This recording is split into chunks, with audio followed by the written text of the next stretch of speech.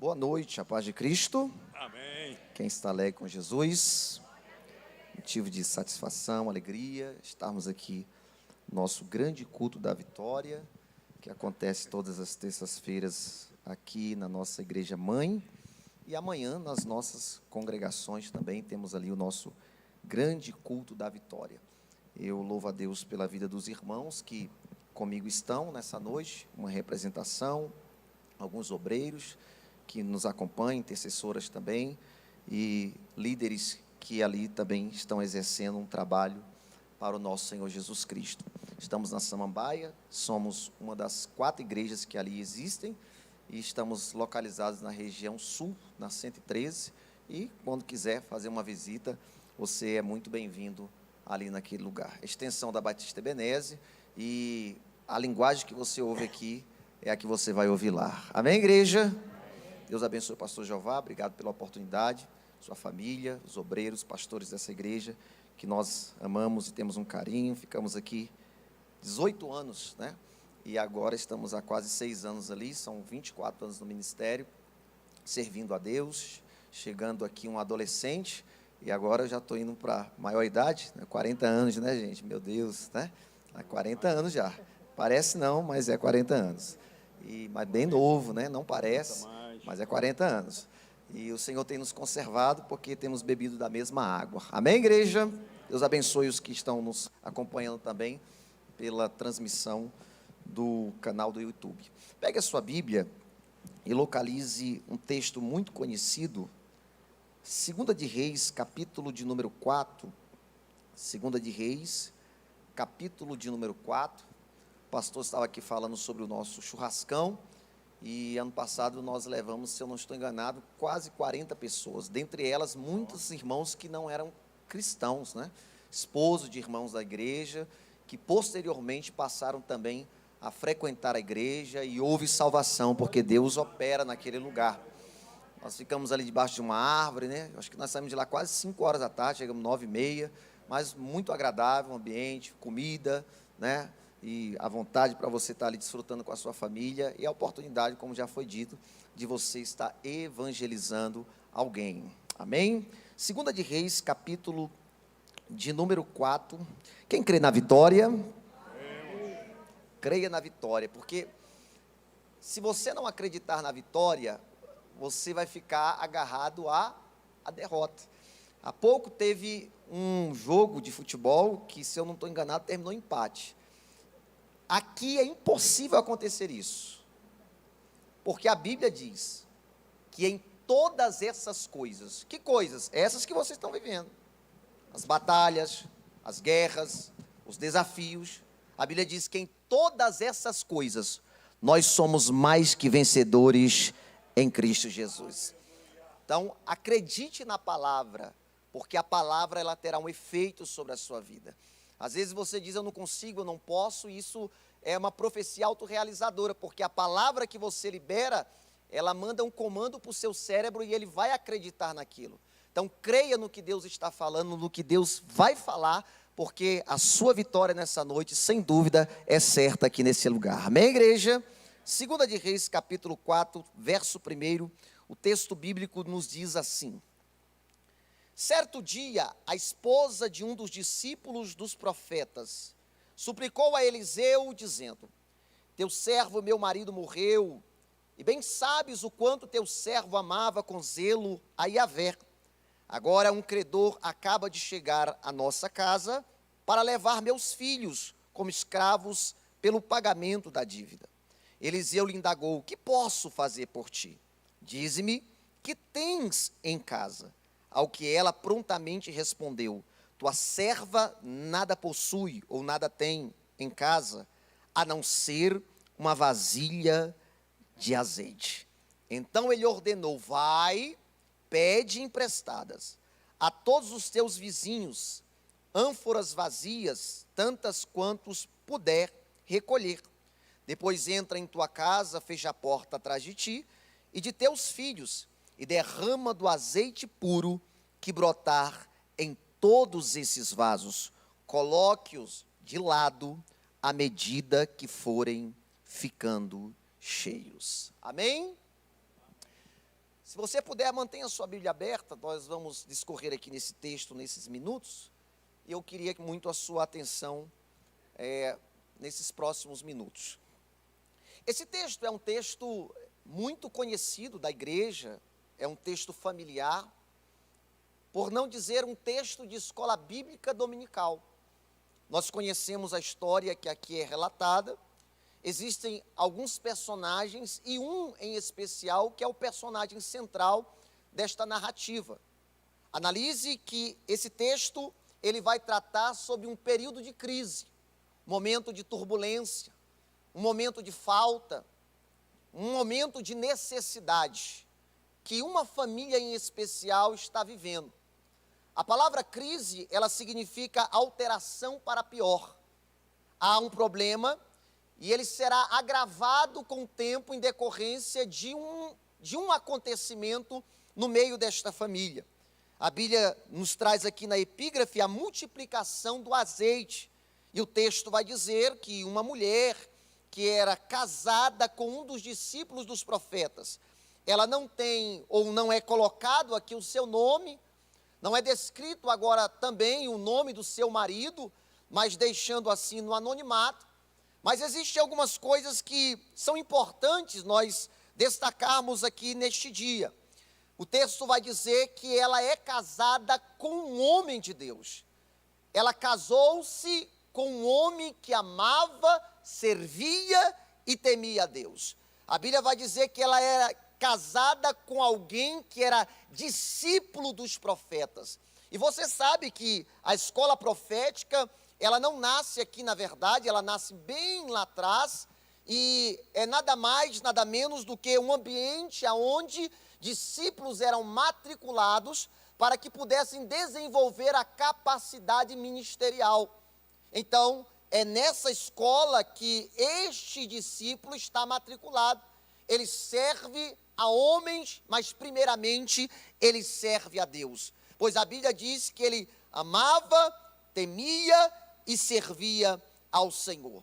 A Bíblia vai dizer que esta mulher, ela vai suplicar, e a súplica aqui é uma oração.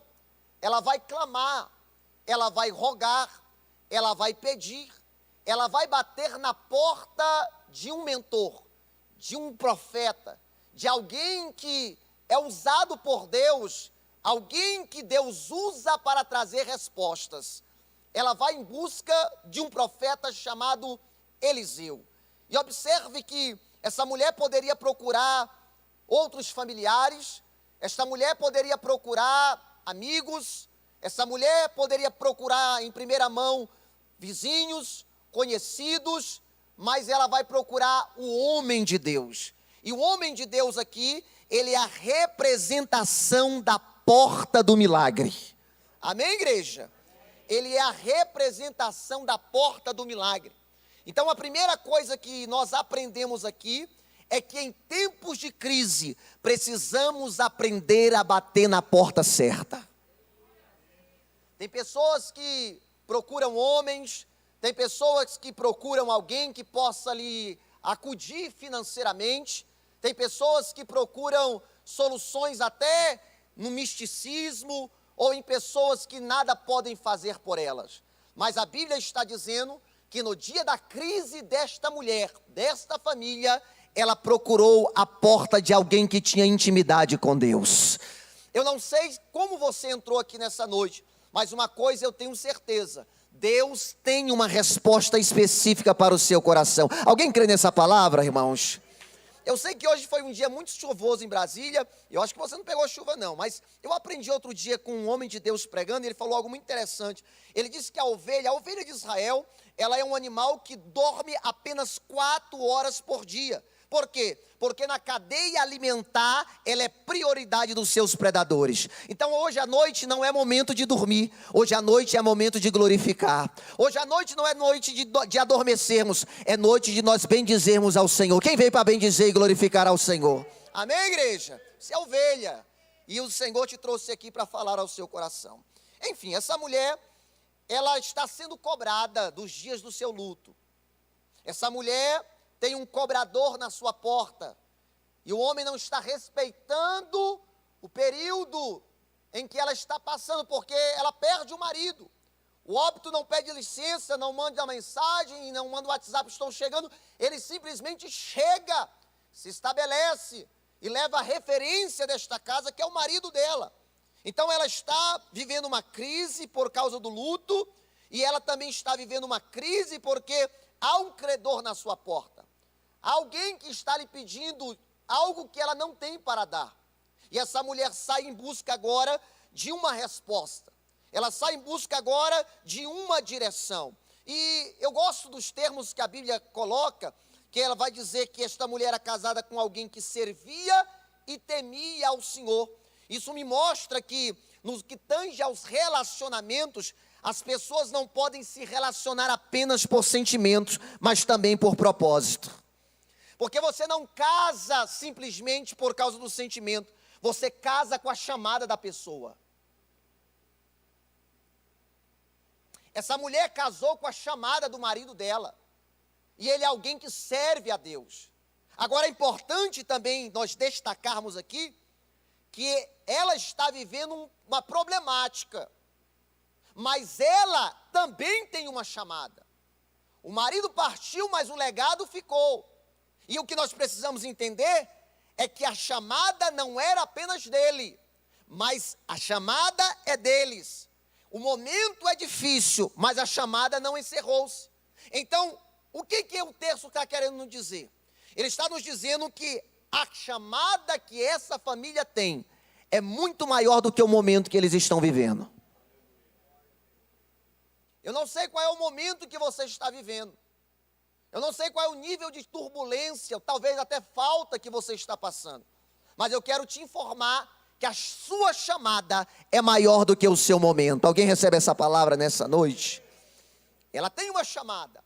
A família dela tem uma chamada. Mas ela está sendo cobrada nos dias do seu luto. E o texto vai dizer que ela sai em busca de uma resposta do homem de Deus para que pudesse fazer algo por ela, para a orientá-la. Aí o texto vai dizer assim: teu servo, meu marido, morreu, e bem sabes o quanto ele amava com zelo a Yahvé. Agora um credor é chegado na minha porta e deseja levar meus filhos como escravos pelo pagamento da dívida. Ela não veio pedir uma folha de cheque emprestado. Ela não veio pedir um cartão de crédito. Ela veio pedir uma orientação. Ela está dizendo: nós tínhamos um compromisso e em decorrência da morte do meu marido, este compromisso virou uma dívida. Porque eu não tenho aposentadoria, o texto não diz, mas vamos entender que foi isso que aconteceu. Ela não tem aposentadoria, ela não tem fonte de recursos. A priori a Bíblia vai dizer que viúvas e órfãos são as pessoas mais vulneráveis no entendimento, principalmente do Antigo Testamento. Ela é viúva, tem filhos que ficaram órfãos, e ela procura o profeta agora, e ela disse: há um credor, há um agente de provação na minha porta, há alguém que está pedindo a mim algo, e eu não posso conceder. E aí vem a grande questão, irmãos, é que esse homem morre, mas antes de morrer, ele construiu um legado com Deus. Este homem morre, mas antes de ele morrer, ele construiu uma história com Deus. Esse homem morre, mas antes de ele morrer, ele deixou uma história registrada. Por quê? Porque ele era alguém que servia e amava ao Senhor. E aí o que acontece? Todo aquele que ama e serve, sempre será lembrado. Porque ela não vem falando de outra coisa a não ser da maneira com que ele se relacionava com Deus, e a maneira com que ele servia ao Senhor, servindo a pessoas, servindo aos profetas. Precisamos compreender também, e eu dizia outro dia, acho que até aqui numa consagração, que Deus, ele não quer as nossas mãos, se Deus não tiver o nosso coração. Servir a Deus, trabalhar para Deus, fazer as coisas para Deus são maravilhosas. Mas mais profundo e soberano é você conhecer e se relacionar com Deus que você trabalha. Esse homem, ele não só trabalhava, O coração dele era do Senhor. E ela vem e diz, ele temia, ele amava, ele servia, mas agora já não está mais entre nós. E aí, há um credor na porta, e ele está pedindo. E ele diz assim, olha, percebo que você não tem recurso, e eu tenho uma proposta para você.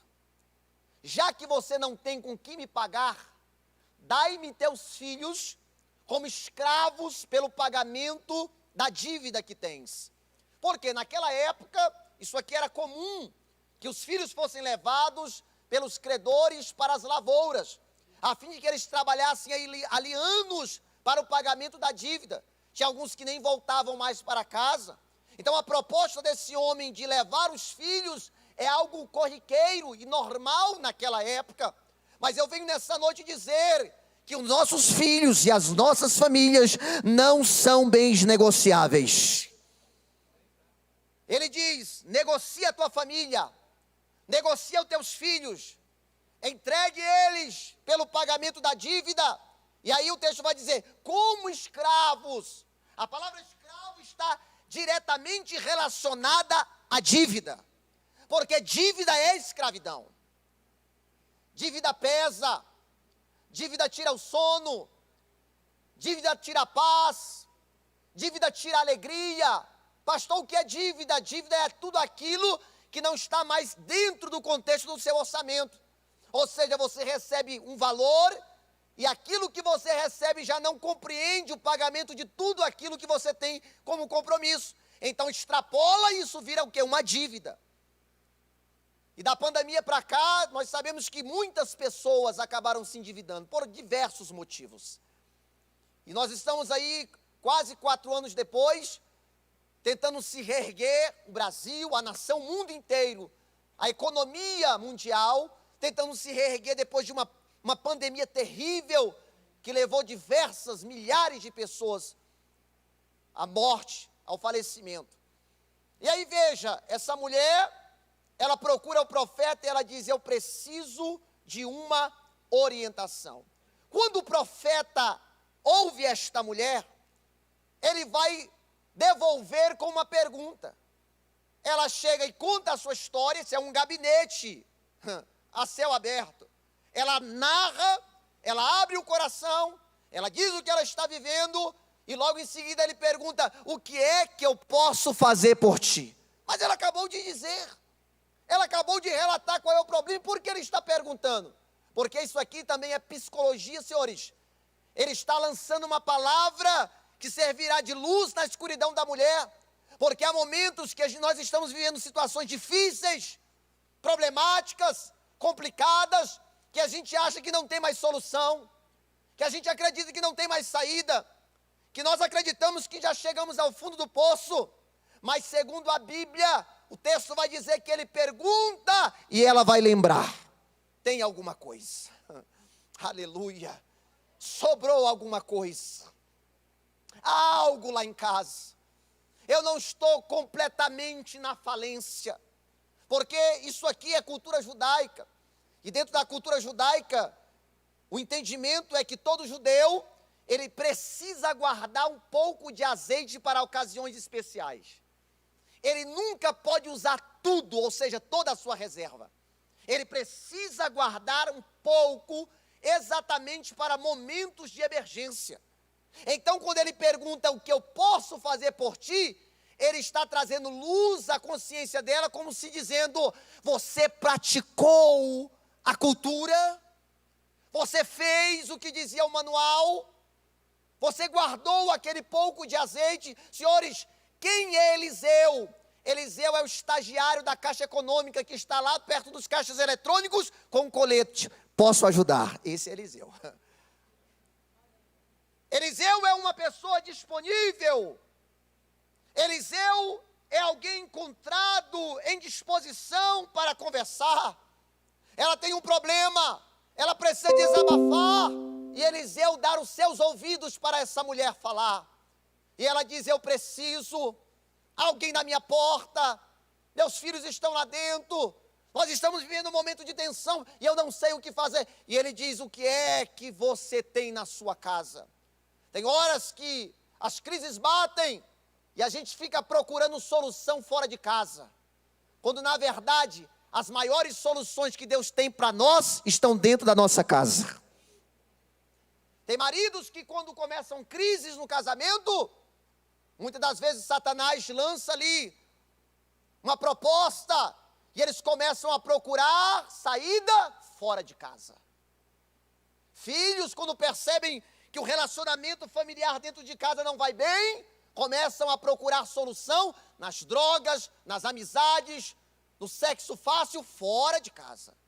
Mas a Bíblia está dizendo, quando Eliseu falou, o que é que você tem em casa? Eliseu está dizendo, o milagre vai acontecer com aquilo que tem dentro da sua casa. Então Deus está dizendo aqui nessa noite, se sobrou um pouquinho de amor nesse casamento, se sobrou um pouquinho de amor no relacionamento com teus filhos, se sobrou alguma coisinha na tua reserva aí, é isso que Deus vai usar para mudar a situação. Oh meu Deus, eu não sei se tu chegou no culto não. Levanta a mão e pega essa palavra pelo amor de Deus. O espírito de profecia que está aqui nesse altar está dizendo, a sua história vai mudar, não é através do muito, mas através do pouco. Deus vai pegar o pouco, vai transformar no muito. Deus vai maximizar aquilo que está nas tuas mãos. Quem recebe, diga amém. Deus vai usar o que você tem. Deus vai trabalhar em cima daquilo que existe. Deus é aquele que chama a existência aquilo que não existe, como se já existisse. Mas Deus também trabalha com matéria existente. A Bíblia mostra que alguém colocou em suas mãos 5 pães e 2 peixes e ele multiplicou. Mas em outra ocasião a Bíblia mostra um rapaz que não tinha um globo ocular. João capítulo 9. E Jesus fez uma mistura com a sua saliva, friccionou no buraco onde deveria haver um globo ocular, e ele disse, vai, lava-te, e o rapaz foi e lavou, e voltou enxergando, ou seja, apareceu, aleluia, um globo ocular na face daquele rapaz. Quem está entendendo isso aqui, gente? Deus trabalha sem ter, mas Deus trabalha tendo também, matéria. Então ele diz para a mulher, me fale o que você tem. Aí ela abre o coração, mais um pouquinho, ela diz, tua serva não tem nada, vírgula, a não ser uma vasilha de azeite. Quando ela diz o que tem, ele continua, então vai, pede emprestadas a todos os teus vizinhos, vasilhas vazias, tantas quantos você puder. Olhe para mim, escute, muito rapidinho, já vamos concluir. Ele mandou ela pedir emprestado para quem? Para a vizinhança. Agora, irmãos, quem não tem um bom relacionamento com a vizinhança não consegue vasilha emprestada, não. Quem é conhecido no condomínio como rabugento não consegue vasilha emprestada, não. Problemático, só estaciona no lugar errado, é um tumulto. Consegue não. Então, aqui ele está falando algo que ele não conhece, mas que era natural que ela tivesse um bom relacionamento com a sua vizinhança. Amém, igreja? Você vai pedir para os seus vizinhos, ou seja, as pessoas mais próximas a você, vasilhas. E detalhe, quem pede emprestado, tem que devolver. O livro que você pegou tem que devolver. Entendeu? Tem que devolver. Ele não disse, pega e fica. Ele disse, pega por um período, mas depois você vai ter que devolver. E aí ela ouve aquela palavra, você vai pegar as vasilhas, depois você vai entrar na sua casa, você vai fechar a porta atrás de você. Preciso lembrar você que o credor, ele não sumiu, ele está lá. Que às vezes a gente esquece que o credor está lá, ele cobrou e ele ficou lá. Então ele tá vendo todo esse movimento. Ele cobra a mulher ouve a cobrança, ela sai correndo para a casa de Eliseu. Eliseu fala para ela o que ela tem que fazer, ela volta para casa e o credor está lá na porta. Ele quer dinheiro. Ele quer dinheiro.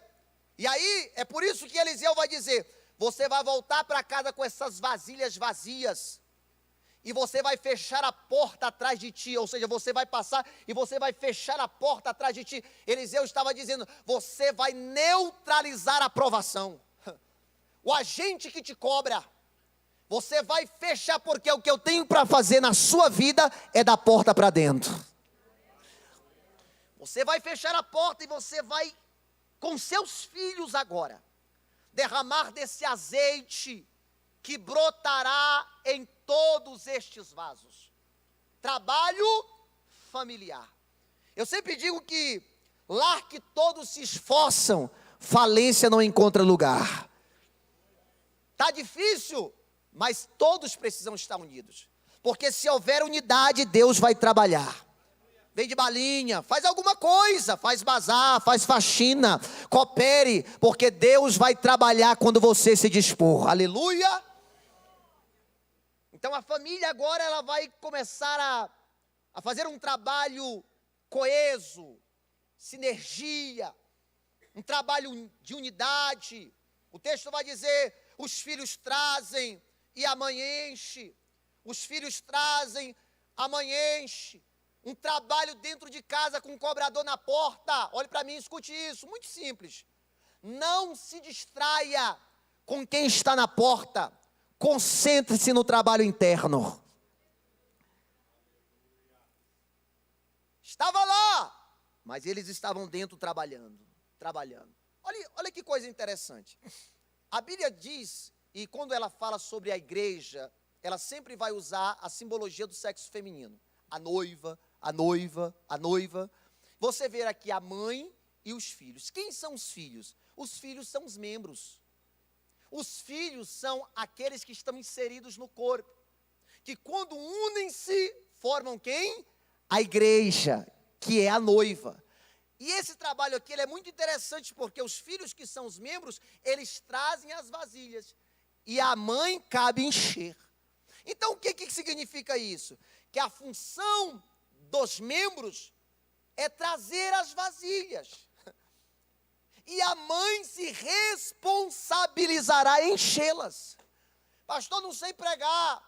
Pastor, não sei evangelizar. Convida alguém para vir na igreja, porque aqui alguém vai pregar e Deus vai trabalhar. Os filhos trazem e a mãe enche. Os filhos trazem e a mãe enche. Aleluia. Quem é filho de Deus aí? Cadê os filhos? Já chegaram? Os filhos trazem e a mãe enche. Os filhos trazem e a mãe enche. E os filhos traziam e a mãe enchia. Agora há uma informação pertinente no texto. É quando a Bíblia vai dizer assim: coloque de lado aquelas que forem ficando cheias. Não as vazias, mas as cheias. Por que não as vazias? Porque elas precisavam estar preenchidas para serem colocadas na prateleira. Isso aqui é uma palavra até dentro desse contexto para a liderança. Porque esse aqui, sem dúvida, é um dos dispositivos mais contundentes, biblicamente falando, de modelo de como nós devemos separar uma pessoa para o ministério. A Bíblia diz, coloque de lado quando estiver cheio. Separe como estiver cheio. Aí não é pela metade? Não. Não é vazio? Não. Porque se vier assim, em vez de trabalhar, vai dar trabalho.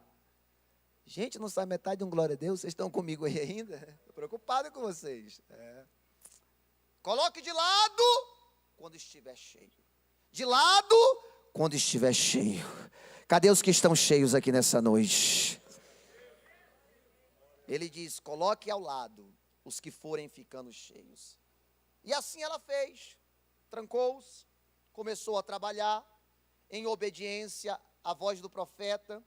Os filhos estavam ali, até que o texto vai dizer que a mãe pede mais uma vasilha, mas não há. E o texto vai dizer assim, e o azeite parou de correr. O azeite não acabou, ele parou. Porque a ação milagrosa de Deus é um ato infinito. Eu vou repetir isso. A ação milagrosa de Deus é um ato infinito. Deus nunca para de trabalhar, senhores. Inclusive, enquanto você está aqui agora, Deus está trabalhando a teu respeito. Deus está indo na sua casa, Deus está enviando anjos, foi lido aqui pelo pastor, Ele é aquele a qual nós estamos acampados embaixo, aleluia, Ele dá ordem aos anjos ao nosso respeito, para nos sustentarem em todos os nossos caminhos, Ele nos livrará do laço do passarinheiro, e vai cortar o laço do maligno nas nossas vidas. Deus não para de trabalhar. O azeite não acaba. O azeite, ele para. O próprio Deus fechou a nascente para evitar desperdício. Eu vos apresento nesta noite o Deus dos recursos ilimitados. Aleluia. Ele está aqui. O seu recurso é falho. O seu recurso acaba. Suas possibilidades são finitas. Mas há um Deus presente nesta casa. E Ele está dizendo, eu posso fazer por ti o que nenhum homem pode fazer na sua vida. Alguém recebe isso?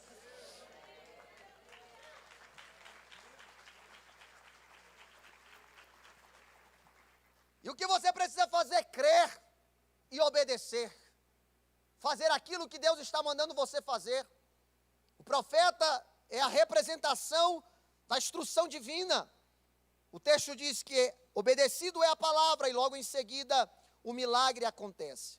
Preciso vos dizer também, já caminhando para encerrar, nós vamos orar pelos pedidos, orar por você, é que a Bíblia está falando sobre esse vaso, que em outras traduções é chamado de ânfora.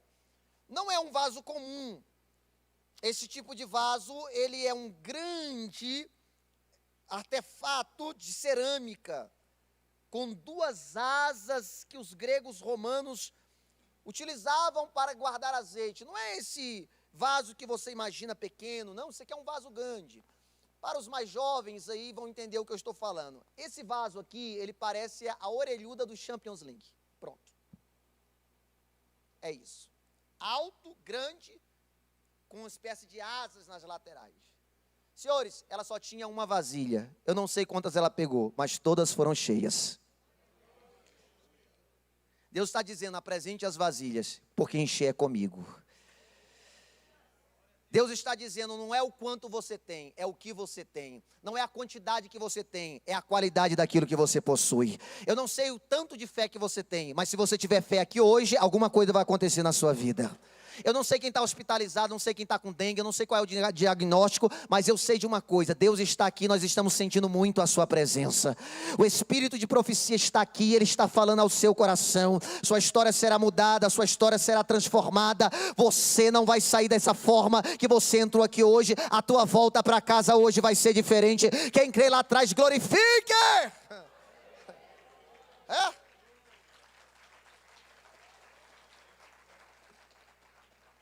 A bem da verdade é que as coisas vêm, muitas das vezes, os fatores que acontecem, elas vêm para desestimular você, tirar a tua fé. Eu acho que nós estamos vivendo uma época que essa palavra é uma das palavras mais faladas na mídia e em todo lugar que a gente vai. O Estado é laico, o Estado é laico, o Estado é laico. Todo mundo fala isso, né? O Estado é laico. O Estado é laico, mas ele não é ateu. É por isso que tem um Cristo Redentor lá no estado do Rio de Janeiro. E se ninguém concorda, tem que implodir ele, não é isso? O Estado é laico, mas não é ateu. Por isso que essa nota de real na tua carteira aí, quando você tira lá no cantinho, tem Deus seja louvado. O Estado é laico, mas não é ateu. É por isso que tem um crucifixo atrás do presidente da corte lá no STF. É laico, mas não é ateu. Essa história de, eu sou ateu, não creio, não existe. Quando o negócio pega, a primeira palavra que a pessoa profere é Deus, Deus, Deus, socorro, Deus, Deus, Deus. Tem essa de não crer. Todos nós cremos. Até quem está afastado crê. E sabe que na hora X é só Deus que pode resolver. Já disse aqui outro dia, só repetindo. Uma pessoa que ela se diz ateu, na verdade ela precisa compreender o que ela está falando. Porque uma pessoa para ser ateu, ela precisa crer que Deus não existe. E para ela acreditar que Deus não existe, ela tem que usar um atributo que é de Deus chamado fé.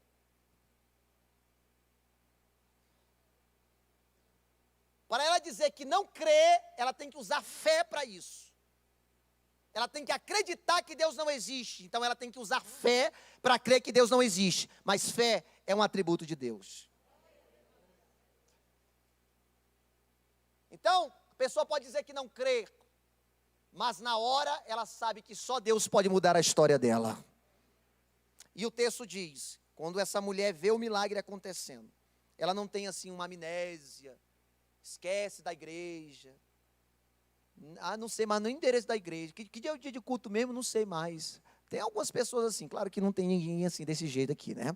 Mas em alguns lugares tem gente assim, que quando recebe o milagre, bom, que dia que é o culto mesmo? Não sei mais que dia que é o culto da igreja, né? Estava em todo o culto da igreja.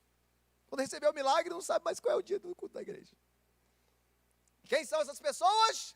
São aqueles que têm um modelo de relacionamento com Deus, que eu não oriento ninguém a ter. Que relacionamento é esse, pastor? É um relacionamento baseado na pressão, mas não no prazer. Eu só venho por, eu só faço se, eu só estou se eu precisar, se eu necessitar, se eu estiver carente, então eu vou. Mas se eu tenho, então logo não preciso. Isso é um relacionamento extremamente perigoso. Porque é uma figura de linguagem que você está apresentando para Deus. Olhe para mim, no fundo dos meus olhos negros. Isso é uma figura de linguagem que você está apresentando para Deus.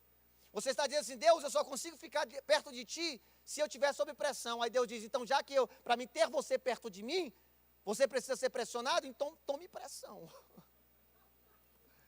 Não sai metade de um glória a Deus nem prestação hoje, senhores. Lá atrás, tem alguém comigo aí? Não corre não, o culto está acabando, hein? Não faça isso. Deus não quer ter esse tipo de relacionamento com você. Desde o Éden, a Bíblia é clara ao mostrar, Deus vinha na viração do dia, relacionamento, delícias, conversa, diálogo, aleluia, igreja. Tinha pressão, o homem pegava aqui a mão, trazia a água do ribeiro, buscava aqui uma fruta na árvore, olha que coisa maravilhosa, gente. Aposentadoria já, tudo certo ali, nada mais do que isso. Relacionamento com Deus, Deus todo dia, coisa linda, né?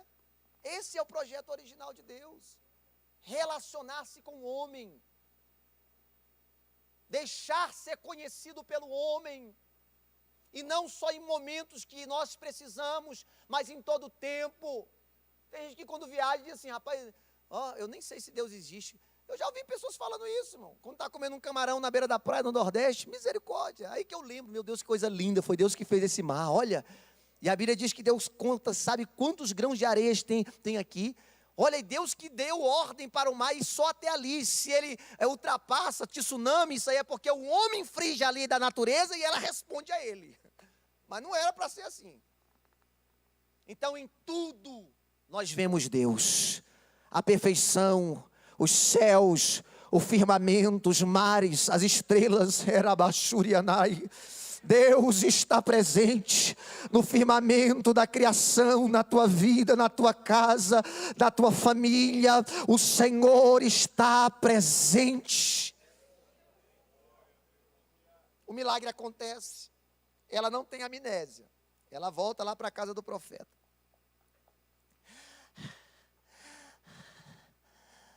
O milagre aconteceu. Aí olha a palavra para a gente orar. Olha o que ele vai dizer. Agora vai e faça mais cartão de crédito.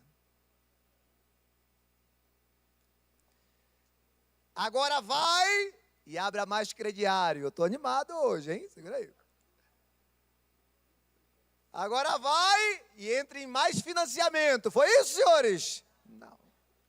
Agora vai e vende.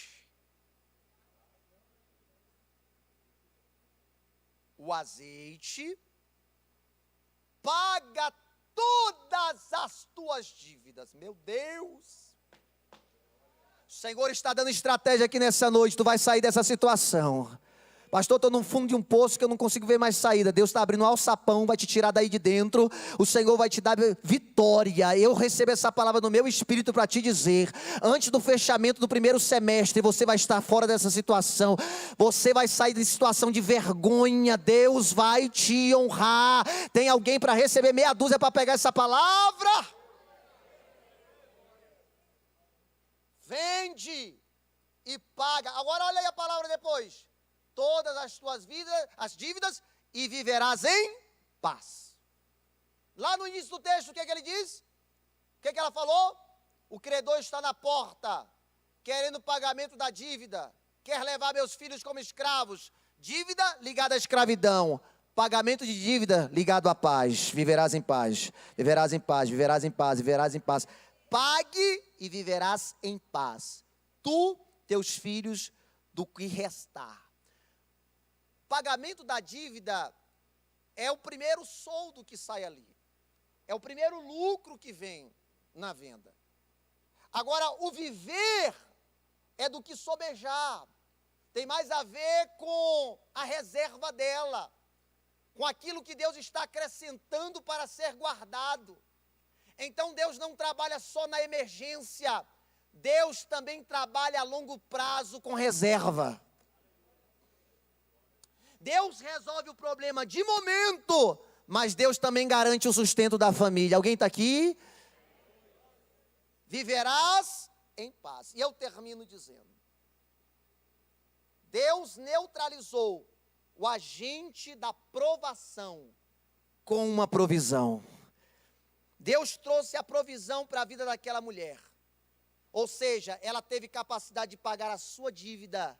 Ou seja, concluiu, terminou qualquer tipo de cobrança que estava sobre ela. E eu queria que você se colocasse de pé.